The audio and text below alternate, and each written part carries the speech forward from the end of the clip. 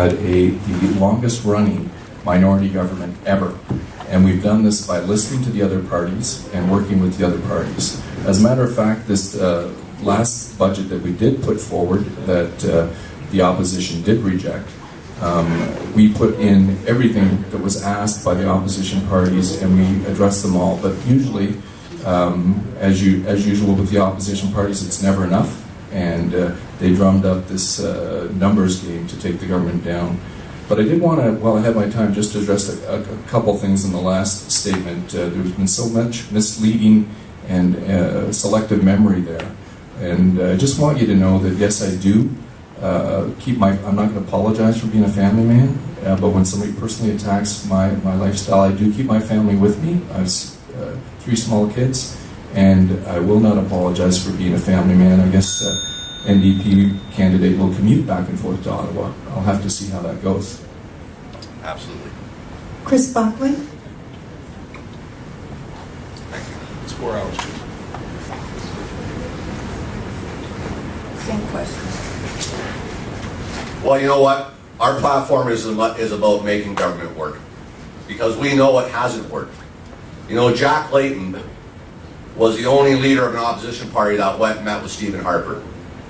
The only leader that went and met with Stephen Harper in a demonstration that we wanted government to work. But once again, like I said in my opening statements, the Conservatives tried to fool Canadians. They threw some crumbs on the table. Our proposal on the GIS for our seniors was $700 million. The Conservatives threw $300 million on the table. Our proposal on the guaranteed income support would take every senior out of poverty, just not a select few. It's about treating everybody with dignity and respect. And I believe for far too long, our government has lost sight in that. If elected MP of Oshawa, it's my intent to put down any political stripes with anybody, roll up my sleeves, go to Ottawa, and represent the people that elected me to do the job. That's what government's all about. Thank you. James Morton. Well, thank you very much. And I think it's critical that we focus on what is practical. And the first thing is that politicians do work together. They work together quite well in this last government that we've seen for the last few years. And it's worked because people have sat down and listened to each other. What people are tired of is political bickering, where people fight over stupid things that don't matter. And we can fix that. One of the ways we can fix that is make some changes in question period, so that instead of it being simply people yelling at each other, they're legitimate questions answered legitimately, so that the Prime Minister has to be there and the head of the opposition has to be there. More generally, though, I just want to say this. Sometimes it works better to not yell so much. Compromise works well. And, you know, I mean no disrespect, but if you look at what Mr. Buckley talked about, the truck plant, there was a sit-in, but the truck plant wasn't saved. Sometimes it works better to just talk.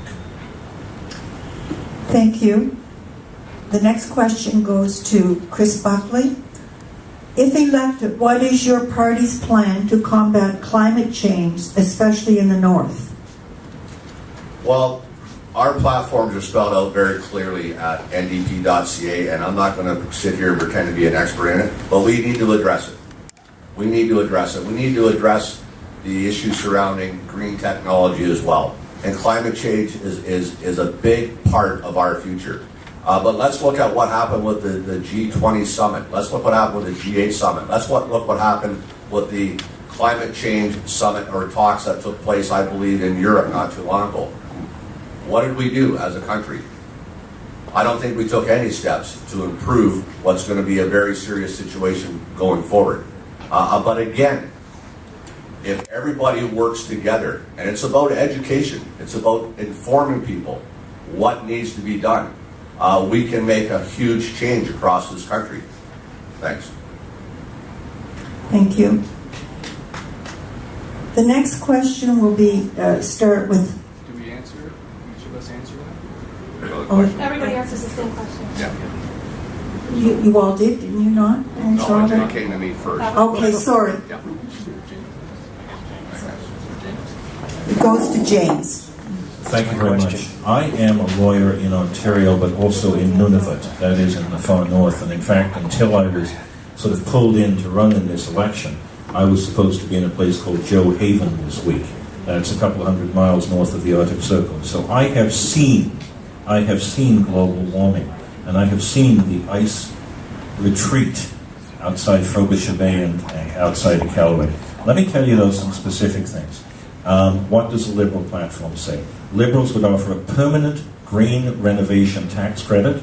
So if you fix up your house, you're going to get that, and that's worth $13,500.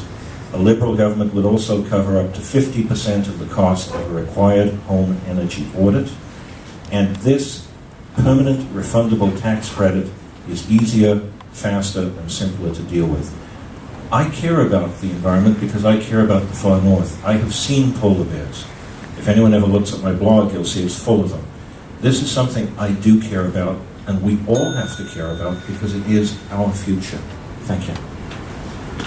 Colin, Carrie? Our environment is a very important issue for all Canadians, and our approach is a balanced approach. It's not an either or an or. It's not the economy versus the environment. And those who try to project it to you in that way, they're either very naive or they don't understand the complexity of the issue. Our government took a leadership role in the Copenhagen Summit because we believe that all countries have to be involved. Countries like China and Russia that weren't involved in the past. And as far as a practical thing, we've extended our eco-energy retrofit program, which was very successful. Many people did take advantage of that, and unfortunately it wasn't the budget, and we didn't get to put that forward, but we're committed to doing that. But as well locally, if you do look at the harbour, unfortunately I'm happy to take the NDP CAW candidate down. The environmental cleanup is almost complete. We did get a historic agreement down there, and I'm very proud of the fact that our waterfront, after 40 years of bickering, by working together, we got an agreement to work on cleaning up our waterfront. I'm happy to bring any of you down there if you want to take a look at the work that's being done. Thank you. Thank you. The next question will begin with James Morton. What is your individual stance on, and what will you do to have the Gifford farmlands transferred from the federal government back to the city as recommended by the Crombie report? Since this is the best way to ensure the lands from not being used for an ethanol plant or similar use. The city has offered to buy these lands but has been refused. The ethanol plant is a difficult issue, to be honest, because if we have the ethanol plant where it's supposed to go now, it is going to create some jobs. There's no question about that. However, to my mind, if the ethanol plant goes where it's proposed to go, it's going to make the waterfront pretty well undevelopable. And the waterfront is something that can really generate long-term good jobs here in Oshawa, particularly in South Oshawa. One of the things that's interesting about Oshawa, everywhere else in the province, land values go up when you get closer to the lake. That's not true here. Now, there has been some work done on the harbour. I don't want to belay that. But in my view, and my personal view, the ethanol plant should not go where it's supposed to go right now. I know that there are some who disagree because there are jobs that could go with it, but it can go somewhere else, and we can develop the waterfront in a much better, more productive, and I say, in the long run, far better economic way. Thank you. Thank you. Colin, Carrie? Thank you very much. As I said a little earlier, we have just finished a historic agreement between the city and the federal government. At that time, the city and the federal government discussed all the lands around that area that there was the potential to be returned to the city. The Gifford Hill lands were not part of that discussion. As far as revitalization of our harbour, I think I've been very clear on my vision. I'd like to see a clean, green, mixed-use harbour. I think we have a real jewel and an asset. Oshawa has only one of 18 deep water ports in Canada, and it would be foolish not to utilize that. So what we've done, we've invested in the environmental cleanup, as I said, which is almost complete down there, working with our partners in the city to develop, they're going to come up with a master plan anticipated May the 11th. And what we can be sure of, this is the 21st century we're dealing with. Any investments that go down along our waterfront will be at the highest environmental standards, and the decisions will be made at the local level. Down there over the past, people like to deal in extremes. In other words, one or the other, but that's just not the way it works out in a compromise. Thank you. Chris Buckley? I'm not certain if the candidate at the end of the table gets an opportunity. Okay. Okay, well, just so everybody is clear, I think our Oshawa waterfront is the wrong place to put an ethanol plant. I really do. We need to remember that we have the second marsh down there. We need to remember that we're trying to revitalize the waterfront. And I think it's a great opportunity to make sure that our port is beefed up, because let's face it, we have a lot of goods that can come in through some huge ships. So the port is important to us. Cleaning up the marina should be number one, and making sure that land has been polluted for well over 50 years. Let's not add to it. And by building an ethanol plant there, we take a great risk, number one, in ruining the second marsh, and think about the residents that live down there too. I'm sure they don't want to smell that facility every day of their lives. Thank you. Thank you, Chris.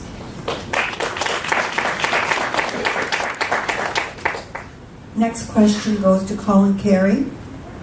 What are you and your party going to do to improve the Bankruptcy Insolvency Act so as workers in their pensions receive a higher standing in regard to other creditors than they do under the current legislation?